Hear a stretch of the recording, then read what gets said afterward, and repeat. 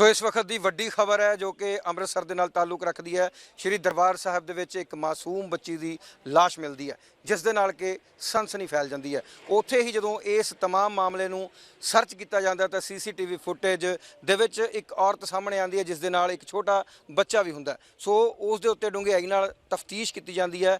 ਫਿਰ ਇਹ ਮਾਮਲਾ ਨਵਾਂ ਹੀ ਨਿਕਲ ਕੇ ਸਾਹਮਣੇ ਆਉਂਦਾ ਔਰ ਇਸ ਤਰ੍ਹਾਂ ਦਾ ਮਾਮਲਾ ਸਾਹਮਣੇ ਆਉਂਦਾ ਜਿਸ ਨੂੰ ਕਹਿ ਸਕਦੇ ਹਾਂ ਕਿ ਪਾਪ ਦੀ ਹੱਦ ਹੋ ਗਈ ਹੈ। क्योंकि एक कलयुगी माँ वालों अपनी ही धी दी मासूम धी दी लाश नूं उत्थे छड्डिया गया। यह सीसीटीवी फुटेज दे विच नज़र आ रहा है। उत्थे एक होर बच्चा भी उस माँ दे नाल नज़र आ रहा है। उस तो बाद वाक़या जुड़ जाता है पटियाला शहर के नेड़े राजपुरा दे विच। राजपुरा दे चौंकी जिस तरह के कह लीए बस स्टॉपेज हुंदा उत्थे इस औरत नूं देखा जाता है। जो औरत उस सीसीटीवी फुटेज दे विच दिख रही सी, इस खबर नूं जल्दी दे नाल नशर किया जाता है सोशल मीडिया के उत्ते चैनलों के उत्ते और उस औरत की पहचान एक मुलाजम वालों कर ली जाती है और उस औरत वालों इस बाबत एक षड्यंत्र रचन की कोशिश की जाती है। उसका कहना है कि मेरा बच्चा खो गया, पर पुलिस वालों कोल पहला ही वो तस्वीर पहुँच चुकी सी जो सीसीटीवी कैमरे की वायरल हो चुकी सी। सो उस तो बाद पुलिस उस नूं इस थाने दे विच ले आंदी है, राजपुरा सिटी थाने दे विच। सो इस वक्त असीं इस थाने दे बाहर हाँ।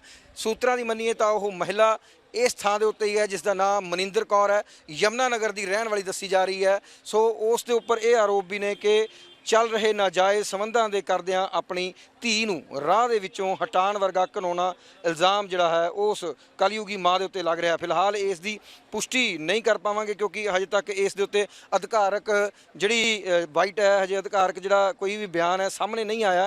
फिलहाल जिहड़ी गल कीती जा रही है वो यही है कि उसने इस गुनाह नूं पहलां तां कीता है, फिर इस नूं लुकाउण दी कोशिश भी की है। सो ये बड़ी जिहड़ी कह लीए सोचण वाली गल भी है कि एक माँ जिसकी बुक्कल दे विच बच्चे नूं निग मिलदा है और जिसकी बुक्कल दे विच बच्चा सब तो वध सुरक्षित महसूस करता है, उस माँ के उत्ते अज इस तरह के इल्ज़ाम लगते हैं जिस इल्ज़ाम दे विच एक मासूम धी दे कतल की गल की जा रही है। सो इस गल नूं कहण दे विच भी बड़ा अजीब लगता है, बड़ा औखा लगता है और किते ना किते यह मासूम बच्ची दे कतल का मामला भी जिहड़ा है सामने नज़र आ रहा है। सो इस वक्त राजपुरा दे थाना सिटी के बाहर खड़े हाँ जिथे कि उस औरत नूं रखा गया, मनिंदर कौर नूं रखा गया, जिस औरत की जिहड़ी बेटी जिसका नाम दीपजोत कौर दस्सिया जा रहा है। दीपजोत कौर पुत्री कुलविंदर सिंह वासी यमुना नगर। सो सीसीटीवी कैमरे दे विच नज़र आ रही औरत मनजिंदर कौर पहला भी कहते इस दे उत्ते 346 का मामला दर्ज है। राजपुरा तो इसनूं गिरफ्तार कर लिया गया और अमृतसर की पुलिस जल्द ही राजपुरा पहुँचेगी तां जो इसनूं उत्थे ले जाया जा सके क्योंकि बकवा अमृतसर का बनूगा। ये औरत यमुना नगर की रहने वाली है। राजपुरा की पुलिस ने मुस्तैदी दिखाते हुए इस औरत नूं राजपुरा दे विच गिरफ्तार कर लिया है। मनजिंदर कौर जो कि यमुना नगर की है, कहा जा रहा है कि इस दे जिहड़े नाजायज़ संबंध सन उस दे चलदिआं इसने अपनी धी नूं राह चों हटाया, पर किस तरह मौत हुई है, की कारण बने हैं और किस तरह इस घटना नूं अंजाम दिता गया, फिर यमुना नगर तो अमृतसर का रस्ता जिहड़ा है वो किस तरह तय किया गया, कौन कौन लोग इस दे नाल ने, ये वड्डे सवाल इस थां दे उत्ते खड़े है। पर इन्हां दा जवाब सिर्फ और सिर्फ मनजिंदर कौर दे सकती है जो कि इस वक्त थाने के अंदर बैठी है। इस थाने के अंदर नहीं जान दिता जा रहा, ना ही हजे पुलिस अधिकारियों वालों कोई गल की जा रही है। उत्थे ही कहा जा रहा है कि अमृतसर तो पुलिस पहुँचूगी और वह इस औरत को अमृतसर लेके जाऊगी क्योंकि बकवा उस थां दा बनूगा और कार्रवाई भी उत्थे की जाऊगी, पुछ पड़ताल की जाऊगी।